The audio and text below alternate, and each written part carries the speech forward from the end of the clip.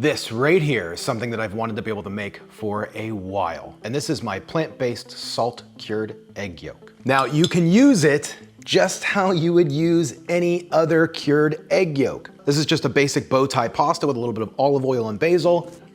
And it is massively, massively upgraded by using these vegan cured eggs. That's unbelievable. Now these can be sliced up or grated into hundreds of dishes. Realistically, anywhere where you would want to add that like slightly eggy, very umami, savory taste to. I'm really excited to grate it into some soups, over some salads. Definitely grate this over top of like a Beyond Burger. I mean, the possibilities are literally endless. It only takes about 2 days to make these. We're not gonna cure them for weeks like you would a regular salted egg. This is one of those times where the plant-based version is a heck of a lot easier than the real version. So let's get going. Let me show you some vegan, plant-based, cured egg yolks. Okay, so the very first thing that we have to do to make this is we have to soak our cashews. Now you could soak your cashews overnight, but we're gonna be doing it the quick method. You don't really need much more than this. We're just gonna do the cup of cashews and we're gonna cover them with some boiling water. I just have some boiling water on the stove.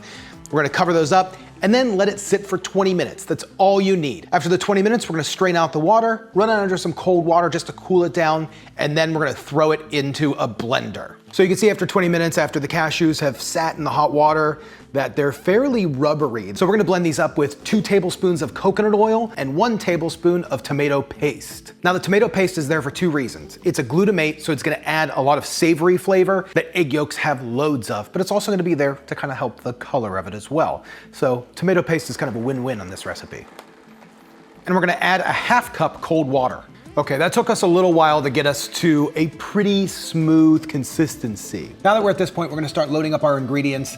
That's gonna start giving us some flavor. We're gonna use nutritional yeast and black salt as the main flavor compounds of this egg. So start with a 1/2 cup of nutritional yeast, 2 teaspoons of black salt, 1 teaspoon mushroom powder, 1/2 teaspoon mustard powder, and a 1/2 teaspoon of turmeric. So at this point, you should really be able to smell this egg mixture. It should be like a thick, almost not peanut butter consistency, but like very loose peanut butter consistency, very creamy.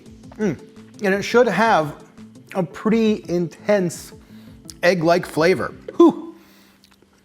Very intense egg-like flavor.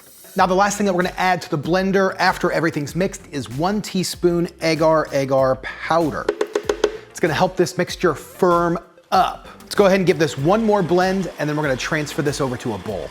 Okay, so now we have our egg yolk base. Now this is a heck of a lot thicker than a normal egg yolk. That's because we wanna be able to firm these up very quickly. We're not gonna cure them how the egg yolks would be cured, where tons of water needs to be pulled out over the course of 7 days or so. We're gonna cure these overnight, so we want the least amount of water to begin with as possible. We're gonna do it very quickly. So we wanna thicken this mixture up into like, almost like a Play-Doh-like consistency, and we're gonna do that using tapioca starch. Now I got this idea from my buddy Steve over at Not Another Cooking Show.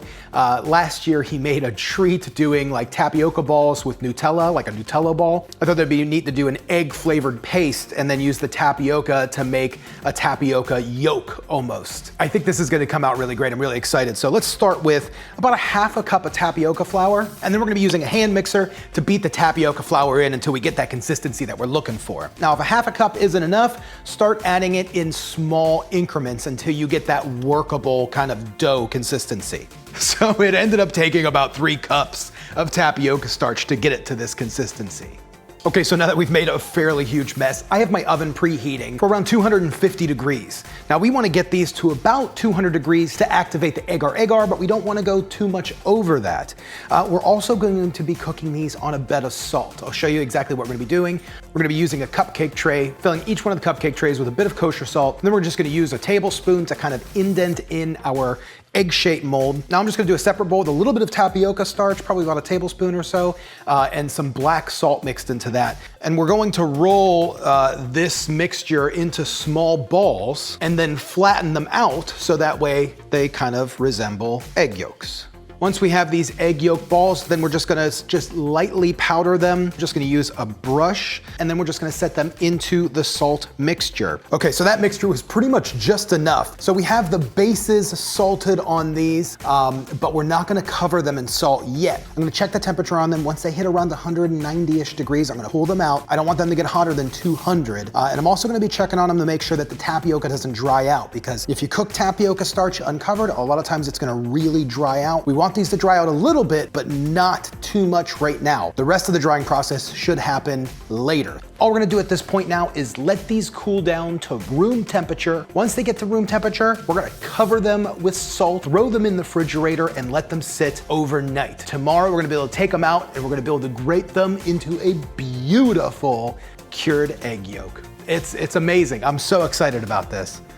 So it's the next day, and oh my gosh, we have ourselves some cured eggs. I'm gonna brush the salt off, get them in a baggie. These should last a few weeks in the fridge, probably maybe even longer in the freezer. So let's try this on some pasta. So I only salted the top of half of them because I just wanted to see how they would come out. Really, the ones salted all the way through came out quite a bit better.